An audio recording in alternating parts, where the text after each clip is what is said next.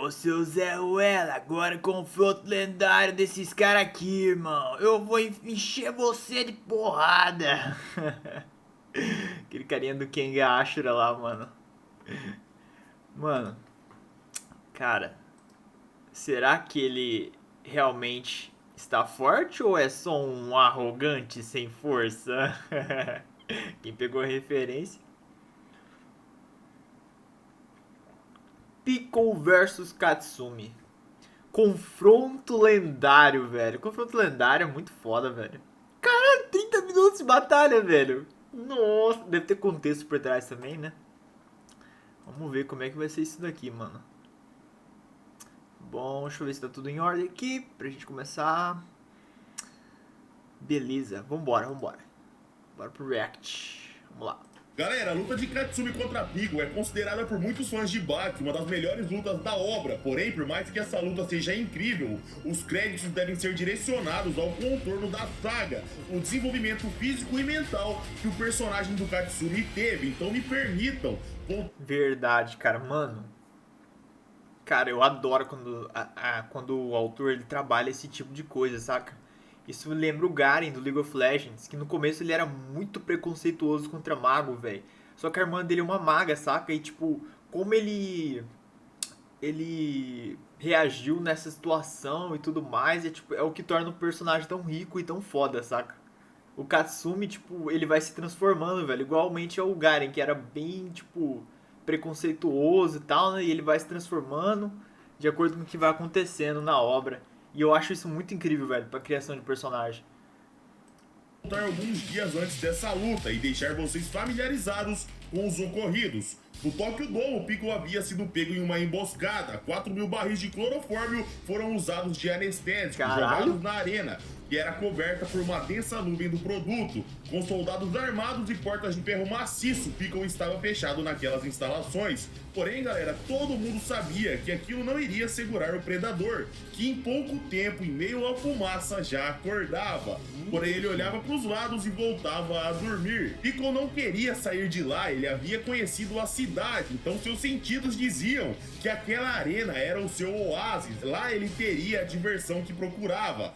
Paralelo a isso, galera, Katsumi treinava incessantemente. Ele se lembrava das lições de seu pai, que ensinava o soco do karatê quando ele era uma criança. Ele dizia que tal golpe derrubaria um homem, até um touro seria derrubado se fosse acertado no lugar certo. O flashback acabava e Katsumi continuava a andar pelo tatame com os polegares. Ele pensava, um touro seria tão fácil pra mim se fosse apenas um touro. Katsumi não conseguia tirar o Piccolo da cabeça, galera. Lá fora do dojo, alguém chegava com a perna de madeira, ele entrava no dojo. Era o Hetsu. Ele dizia, meu bom amigo, ouvi rumores idiotas que você organizou uma caçada ao Piccolo a fim de tentar me vingar. Por isso eu vim até aqui, eu quero saber se isso é verdade. Katsumi confirmava e Hetsu se mostrava frustrado com tal comportamento. Mano, ele dizia... Mano, esse cara vai morrer, velho. Esse cara vai morrer, velho. O que você tá fazendo, mano? Olha o desafio que você vai... Muita imprudência, velho. Muita imprudência. Esse cara é muito doido. Vamos ver. Estou treinando vocês do Shinshinkai e decidem enfrentar quem me superou, que idiotice! Katsumi fazia um meia-culpa, galera, porém ele dizia que não conseguiu ficar parado. Ele se sentia frustrado, pois soube que o Kenpo chinês do grande Hetsu não teve efeito nenhum no Piccolo. Mesmo sabendo disso, ele queria se testar contra esse monstro, como se fosse um desafio final para o seu karatê. Hetsu começava a gargalhar e falava, galera, eu sabia, essas suas palavras nobres... O seu karatê é horrível. Você vai testar contra o Piccolo. Vingar um amigo que deve gratidão, escondem a verdadeira razão. Bom, você vai morrer, ele sempre quis derrotar o invencível. A vingança era apenas algo superficial para justificar as suas ações. Nessa hora, galera, o Hetsu interrompia e gritava, mas por que diabos você acredita que o seu karatê é capaz de realizar tal feito? Pois é. Bem calmamente o karateka falava, quem sabe, eu já sei que essa luta é do tipo que se deve confiar nas probabilidades de ganhar. Nessa nessa hora, galera, o Hetsu percebia que o Katsumi sabia do tamanho do problema que o Piccolo era. Ele não estava querendo fingir ser forte, ele tinha muita noção do que ele estava fazendo. Então uma proposta era...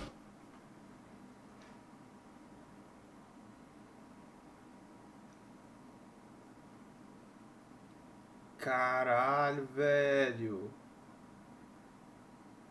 Agora ele ganhou meu respeito, velho. Nossa, cara. Parece eu jogando LOL, velho. Tipo assim, eu sei que eu posso morrer, eu sei que eu posso perder, mas eu tô ali, velho. Tô ali arriscando pra ver se consigo uma vantagem, mano. Filho da mãe, velho. Mano, cara, ganhou meu respeito, velho.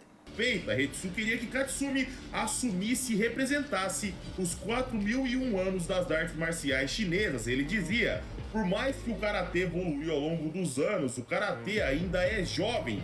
Se voltarmos ao máximo, no máximo que conseguirmos, o karatê tem no máximo 501 anos de idade. Então aceite e domine o Kenpo chinês e você estará mais de 3.000 anos na frente dos outros. Nesta hora, o Katsumi sorria, ele se dizia bastante grato e apreciava aquela oferta. Porém, ele dizia: se é jovem, que seja jovem, se é inexperiente, que seja inexperiente. Ele mostraria o poder máximo dos 501 anos de história.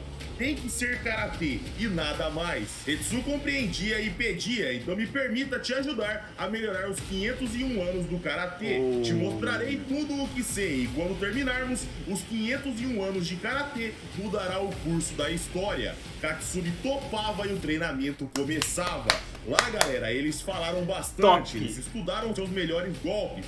E na frente da TV, eles começaram a estudar objetos que rompiam a velocidade hipersônica. Projétil, jatos e explosões eram coisas que passavam dessa velocidade. Porém, com um item especial, os humanos também eram capazes de ir a esse nível, o chicote. O Katsumi voltava pro tatame e dizia: para mim atingir tal velocidade, nem se utilizar todas as juntas do meu corpo, eu atingiria a barreira do som. Pois faltava, galera, juntas o suficiente pro corpo exercer tal explosão. Então ele tinha uma ideia, ele usaria os ossos da coluna, a medula, composta por 31 ossos. Ele rotacionava todo o corpo e golpeava. Ele atingia a barreira do som. Caralho. Mas ainda assim ele se perguntava: isso será o suficiente? É possível causar dano real aos músculos de um homem que enfrentava dinossauros? Hetsu dizia que só aquilo não seria o bastante. Então o treinamento precisava continuar, precisava ir além. Mas os caras já não quebram a barreira do som? Tipo, Yujiro Hama, Hanayama, Baki, esse galera aí já não supera o som já há muito tempo? Pra mim que os caras já eram mais rápido que a bala, velho. Pra um cara conseguir fugir da prisão lá, tipo, o Spec, por exemplo. O Spec, aqueles outros ladrão lá, os bandidos. Os caras, tipo, conseguir ser os maiores criminosos e fugir dessas prisões cheias de arma aí, mano, os caras tem que pelo menos ter uma velocidade, tipo, bem próxima do som, né? Pra não levar uma bala perdida, né? Eu acho meio estranho isso daí, velho. Tem umas muitas inconsistências na obra de Bach, tipo... Sei lá, o Bach, quando era criança, enfrentou o Yashazaro lá, que matava urso lá no meio do mato lá. Ele ainda era criança, tipo... E aí agora ele perde, tipo... Quer dizer, antes do torneio, ele ainda perdia pra um monte de cara. Antes do torneio. Antes do Baki se tornar o campeão da arena, tipo, ele ainda perdia pra um monte de cara. Inclusive o Hetsu Kaiô era mais forte que ele. Teve que treinar muito, tipo, pra conseguir chegar no Hetsu Kaiô e ganhar dele no torneio. E, então, tipo, isso que eu acho meio estranho, saca? Aí, do nada, fala assim, o personagem tal fez um feito surpreendente, derrotando um urso, ou que o Ike não funciona no rinoceronte, por exemplo. Umas coisas bestas, assim, sendo que o Baki criança já enfrentava um monstro lá das cavernas lá, velho. Tipo, o Yujiro Hama para o terremoto, essas paradas assim, saca? Aí, atualmente, o anime parece que ele tá... O mangá, né, parece que tá mais pé no chão. Eu acho meio estranho isso daí, mas vamos continuar. Até que quando eles se davam conta, galera, Kaku Kaiô estava no mesmo lugar que eles. Hetsu se assustava na hora. Ele dizia: esse é o grande mestre, a representação das artes marciais chinesas. Com 146 anos de idade, ele está no topo da China. Até Yujiro Hama teve dificuldades de lutar com ele. Verdade. Todos reverenciavam e o mestre dizia: soube que os japoneses são modestos, porém essa técnica que você quer dominar não é nada modesta. Ele continuava: existe alguma técnica no mundo que pode ser considerada perfeita? Existe sim. O mestre pedia para Hetsu pegar e segurar um ovo com um barbante. Ele dizia: olhem bem, essa é uma técnica perfeita. O mestre golpeava com uma velocidade colossal e um corte perfeito acontecia na casca do ovo. O ovo dentro caía sem ter dano algum. Caralho. O mestre falava: esqueça esse papo de 27 articulações, sobre a velocidade, que elas podem aumentar o seu golpe. Esqueçam tudo isso. A velocidade pode aumentar quantas vezes você quiser. 100, 160 mil quilômetros por minuto. Não tem problema. Seja tão rápido quanto você quiser. O mestre ia embora e Katsumi tentava replicar tal golpe. Ele tentava... Mano, o cara respondeu a minha dúvida, velho. Os caras são rápidos sim. O cara tá... O Katsumi que é fraco. Vambora, vamos ver. Atingir tal velocidade.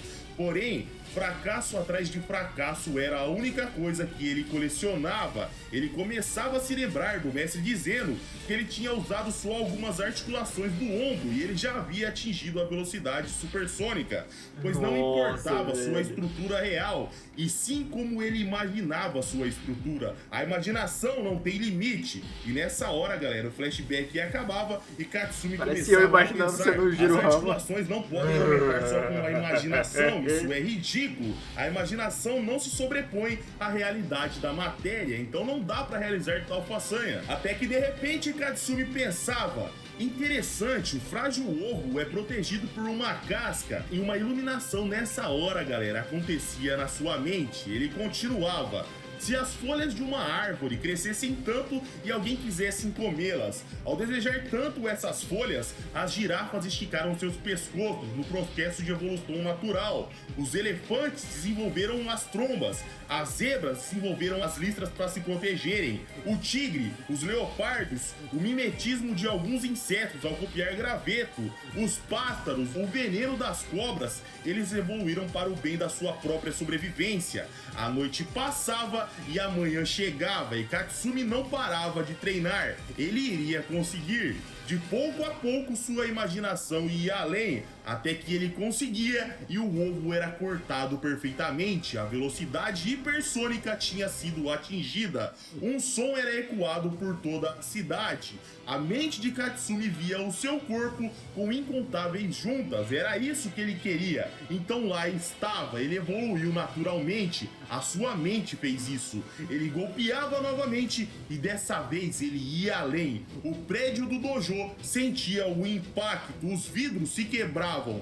Todos os alunos do dojo se assustavam. Eles subiam até o andar de Katsumi e algo incrível tinha sido conquistado ali e agora. Mesmo golpeando o ar, todos sentiram o peso daquele golpe. Fora da cidade, muitos quilômetros de onde Katsumi estava, até Baki, que treinava, tinha escutado aquele som. Algum tempo depois, numa madrugada, Katsumi ia andando com suas coisas. O combate ocorreria às 6 da manhã. Tokugawa exigiu aquele horário e que a luta ocorresse num estádio, no Tokyo Dome, a parte de cima da arena subterrânea. No caminho ele pensava: será que estou à altura desse desafio? E ao chegar lá, galera, Tokugawa e sua mãe o aguardavam. Ele perguntava: por que a senhora tá aqui? Ela dizia que seu pai havia avisado que ele teria uma grande luta, então ela tinha se certificado de chamar pessoas importantes pro Katsumi. Ele pensava nessa hora, galera: não importa quem você chamou, o importante é você, a pessoa mais importante da minha vida. Ninguém mais além de você. Katsumi entrava no estádio e ele via algo, ele se assustava na hora. Era sua verdadeira mãe biológica. Ele dizia: quanto tempo que eu não vejo a senhora? A mulher que o abandonou estava lá. Ela dizia: o nosso circo, que o Katsumi trabalhava, galera, quando ele era criança, ele trampava num circo lá com a família dele. Ela dizia, o nosso circo não está indo muito bem, mas parece que você tem trabalhado bastante duro. Você era um bebê chorão e agora tá tão diferente. Katsumi a abraçava e dizia, esse é o corpo que a senhora me deu. Sua mãe começava a chorar e perguntava, por que você não me odeia? Katsumi dizia que não poderia odiá-la, afinal, foi ela quem te deu a vida. Ele ia pros bastidores, vestia seu kimono e pensava, duas mães, dois corações cheios de amor por mim. Como eu sou sortudo, ele caminhava e via sangue, era Baki, que já tinha treinado naquela manhã e estava naquele estado. E aqui, galera, vale ressaltar uma coisa, olhem o estado de Baki, todo machucado, porque ele estava treinando. Muita gente implica com o Baki, fala que ele ganha por roteiro, e não é nada disso. O Baki se ferra mais que todo mundo, ele treina mais que todo mundo, então o Baki é um baita personagem.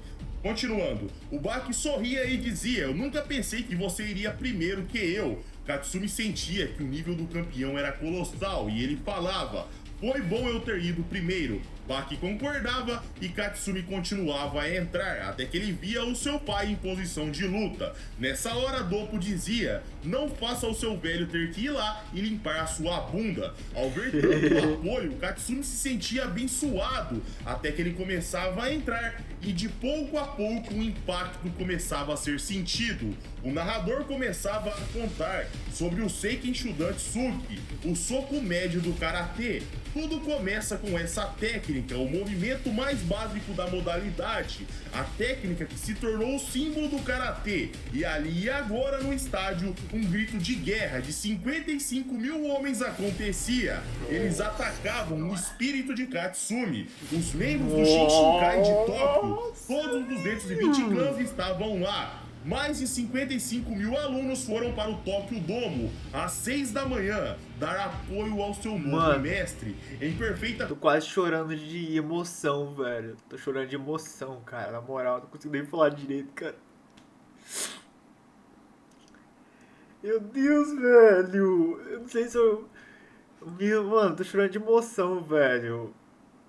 Porque, tipo, esse personagem, velho, era tão ridículo, era tão bosta. Era muito bosta, velho. Quando ele apareceu, mano, naquele torneio contra o Hanayama, velho, eu tive um ódio do inferno ver ele ganhar do Hanayama, cara.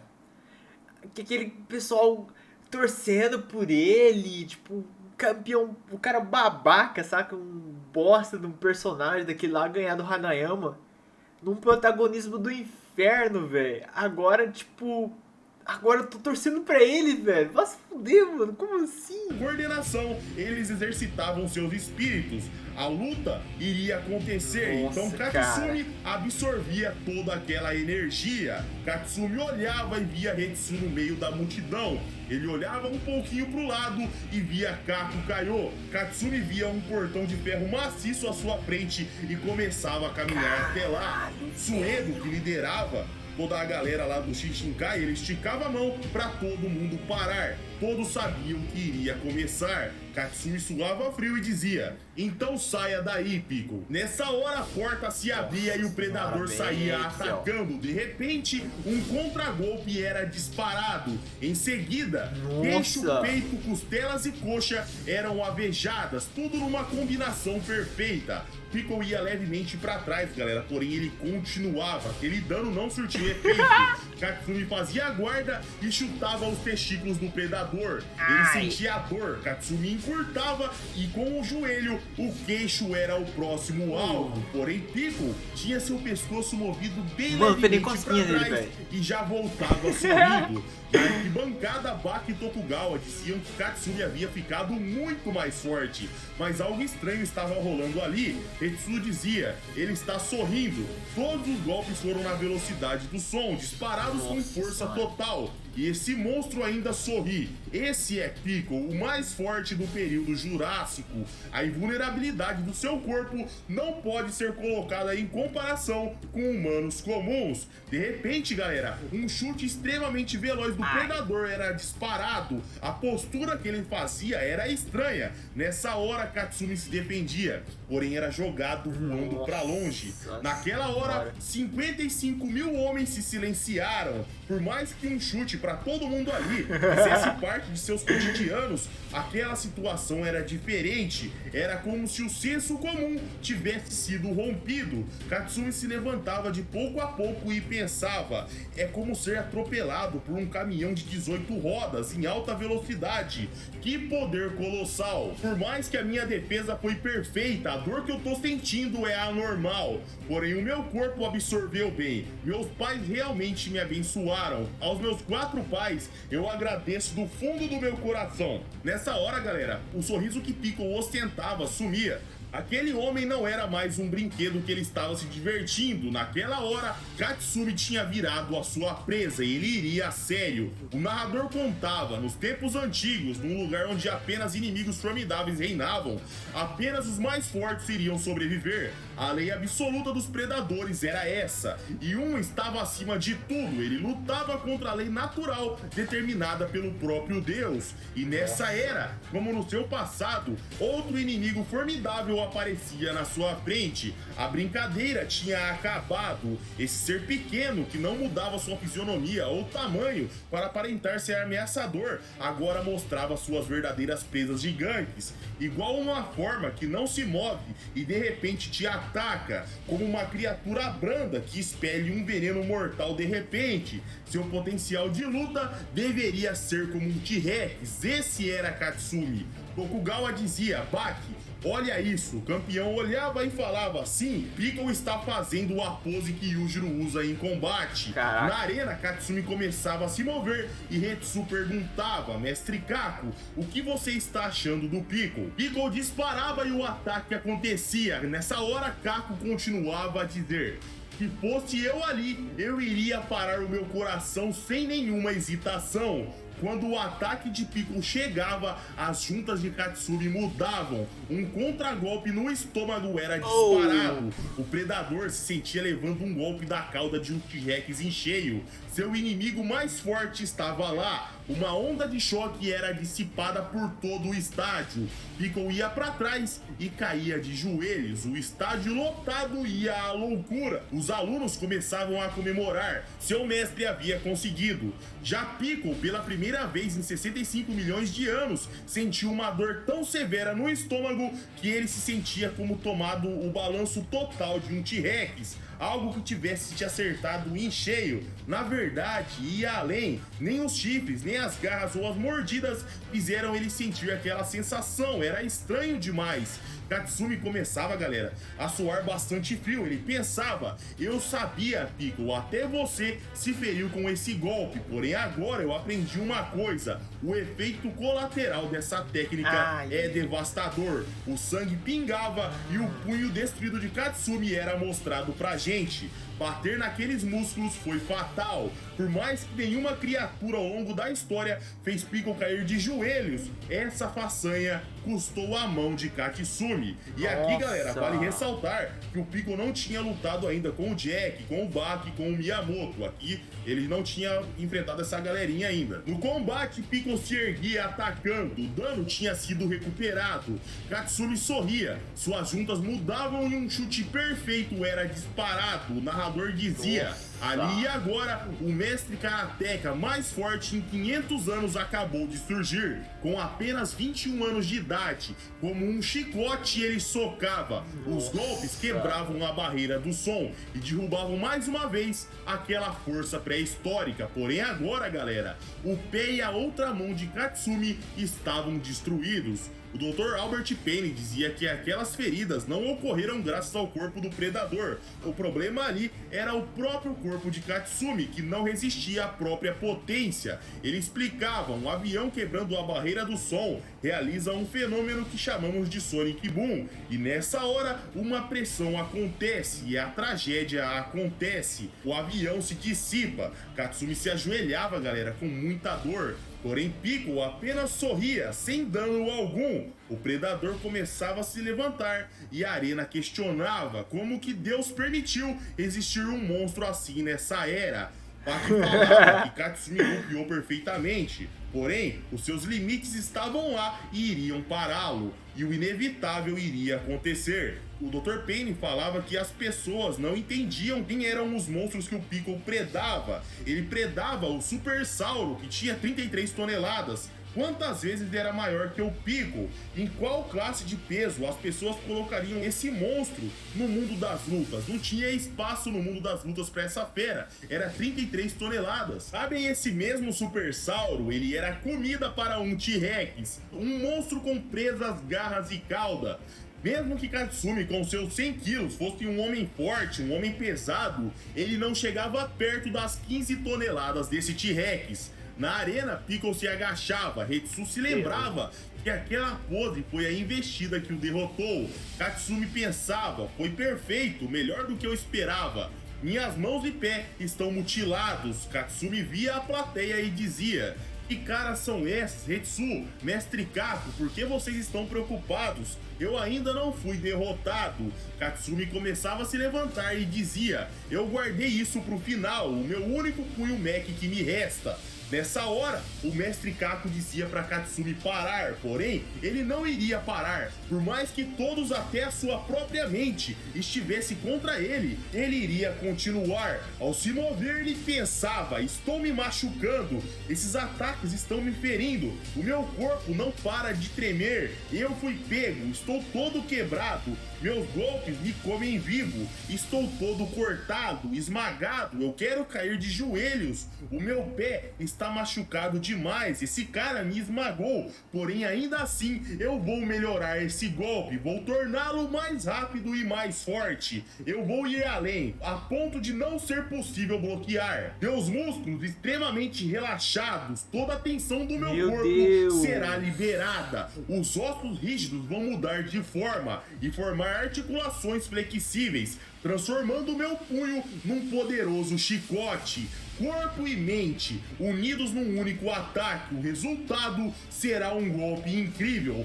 mais rápido do que antes, mais forte, muito mais forte do que antes, um golpe que não existe, não sei nem o que eu penso agora, passei dias pensando em como afetar esse corpo, e aqui cheguei no último level da perfeição, o ataque final. Katsumi golpeava e pensava: até parece, você planeja me vencer sem sequer me atacar, isso não vai acontecer. Nessa hora, galera, uma onda de choque maior que a anterior acontecia. Sangue voava na arquibancada. Aquele golpe havia funcionado. O que tinha acontecido ali? Piccolo voava pra longe e o narrador dizia: se você quer romper a barreira do som, esse é o preço a se pagar. O sangue jorrava e ele pensava: mas que merda que eu estava pensando? A minha mão não é um chicote, eu não tenho milhares de articulações e humanos quebrando a barreira do som,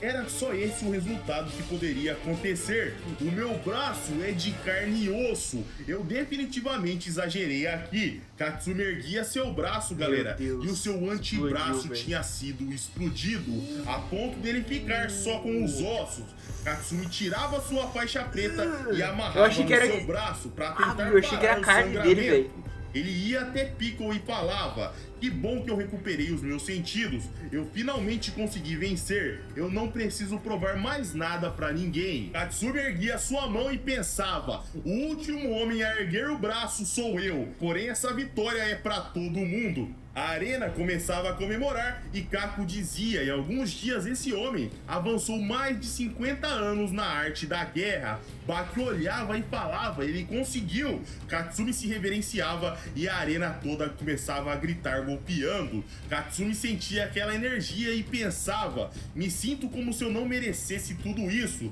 Tudo que eu consigo fazer por vocês é reverenciar para agradecer. Porém, de repente, galera, Katsumi escutava uma coisa. A hora que ele olhava, ele percebia que Piccolo estava roncando. Ele pensava: sem chance, ele tá dormindo. Enquanto a arena comemorava, Katsumi sorria e pensava: todos irão se surpreender. Eu não derrotei o Piccolo, ele só tá dormindo por mero capricho. Na arquibancada, galera, Albert Payne era o único que percebia e ele falava: o predador só tá fazendo uma pausa. Baki respondia que ele tinha percebido isso, porém, o Katsumi tinha vencido, o Piccolo estava deitado ali, não é? O Dr. Payne, galera, ele falava: jovem, apenas olha para o braço do Katsumi. O sangramento não parou até agora. Suas mãos e pé estão drasticamente danificados. Imagina se essa luta ocorresse numa região selvagem. A sua condição o faria fugir para sobreviver. Porém, o seu sangue iria começar a deixar um rastro. E Piccolo apenas aguardaria o sangue jorrar até o seu oponente não aguentar mais e parar. Então, ele pode dormir à vontade até que seu oponente não aguente. Ele não precisa atacar uma presa a ponto de morrer. Na arena, Piccolo começava a chorar, o ritual padrão de quando a sua presa seria devorada. Katsumi pensava que Piccolo não caçava ou devorava os fracos, ele só atacava quem o atacou antes. Quem era devorado por ele era digno de seu respeito. Então, ele chora ao se despedir da sua presa. Ele pensava: eu estou grato, sempre sonhei em lutar com um oponente mais forte que existiu e ser aceito como um oponente digno de verdade, à altura desse monstro. As lágrimas de Katsumi, galera, começavam a descer e ele falava: finalmente consegui minha recompensa, isso não é uma derrota. Nessa hora, o predador começava a se levantar e Katsumi pensava: como posso responder a isso? O que eu faço agora? Na arquibancada, seus alunos pediam pra Katsumi de lá imediatamente. Tinha um monstro que fazia um T-Rex tremer. Tinha um cara que predava qualquer dinossauro pronto para te atacar. Tetsu e Kako se apavoravam, o resultado só podia ser um. Katsumi dizia: ei Piccolo, estou bem aqui, vamos terminar essa luta com um grande estrondo. Minha vida é sua, venha e a pegue. Nessa hora, galera, um impacto acontecia numa velocidade imensa. Piccolo passava, porém junto dele ele levava o braço do karateka, que pensava: sou digno de saciar a sua fome. Enquanto perdia a consciência, ele falava: como que tá, Piccolo? Sou saboroso? Está satisfeito? Como pode ver, eu cumpri a minha promessa, eu não tenho intenção de sair vivo daqui, não se preocupe, coma à vontade. De pouco a pouco, Katsumi começava a apagar e ele se dava de prêmio para o predador. Piccolo começava a caminhar até o karateka e nessa hora, galera, Tokugawa dizia em tom de arrependimento: me perdoa, Piccolo, porém, a gente não está na era jurássica, eu vou quebrar a minha promessa e eu não vou te deixar fazer isso. Ele erguia sua mão e vários soldados apontavam suas armas. Tokugawa dizia: galera, nem o Jirohama pode resistir a esses tranquilizantes de elefante. Você vai dormir. Nessa hora, Doppo aparecia na sua frente em posição de ataque e o mestre começava a falar: senhor, mande todo mundo abaixar os rifles e eu tô falando sério. Você quer envergonhar o meu filho depois de ele ter aceitado a sua derrota com a honra de um guerreiro? Esse era o seu plano o tempo todo? Em posição de ataque, o mestre continuava. Aí sim, cara, Katsumi e Piccolo definiram as suas né? regras. Eles sabiam muito bem o que poderia acontecer nessa arena. O resultado dessa luta é só com eles e ninguém vai se meter. Isso significa honra, responsabilidade com a sua promessa. E nessa hora, galera, na arena o Piccolo começava a agradecer como se fosse numa oração e o narrador começava a falar: época, tempo, raça, cultura, intelecto. Existem coisas no mundo que vão muito além disso. Quando humanos enfrentam um evento do universo que supera o conhecimento e a lógica, ou quando se encontram com um poder espiritual superior que transborda amor, misericórdia e vontade além da humanidade. Isso é mais próximo do divino. Nesse momento, temos a sensação de algo que não pode ser imitado ou simulado. Nessa hora, os humanos sempre juntam as mãos em sinal de respeito. O que era a guerra se transforma em gentileza. O Piccolo, não importa o quão selvagem, ele ainda é um homem. Não importa o quão primitivo, ele ainda é um amigo. Nessa hora, o predador começava a orar e se lembrava de ser desafiado, lutar, vencer e comer. No outro dia, tudo se repetia: ser atacado, contra-atacar, lutar, vencer e comer. Esse era o período que ele viveu, uma era onde a cadeia alimentar mais forte da história ocorreu. Todos os oponentes eram pesos pesados. O medo e a hesitação não tinham espaço ali. Estar na frente de um inimigo grande e poderoso era algo digno de respeito. E agora, a diferença é que ele tinha um inimigo totalmente estranho, um inimigo menor que ele, com pernas pequenas, era rápido, com mãos pequenas, porém era um pouquinho fraco, sem garras ou presas. Ele não tinha defesas naturais, como venenos ou chifres, mas seus ataques tinham uma intensidade incrível. Melhor que as presas do T-Rex, era melhor que os chifres de um Triceratops, ou melhor, ia além dos pisões de um Supersauro que tremia a terra. E ali, galera, pela primeira vez, o Piccolo se permitia ir embora de estômago vazio, porém ele havia descoberto a sensação de ter satisfação. Ele se afastava e Katsumi era levado. Os homens que o levavam na maca olhavam e não viam ninguém, porque todo mundo havia se prostrado de joelhos em sinal de respeito e lealdade. E essa foi a luta de Piccolo contra Katsumi, galera. Uma luta incrível que sem dúvidas é uma das melhores da obra. Nossa, velho do céu. Que luta, cara. Muito bom, velho. Nossa. Que luta foda, velho. O Katsumi ficou muito bom, velho. Esse personagem, nossa, velho, evoluiu demais, melhorou demais, cara. Caraca, velho, que da hora, mano. Então esse foi o React. Espero que você tenha gostado. E até o próximo, mano.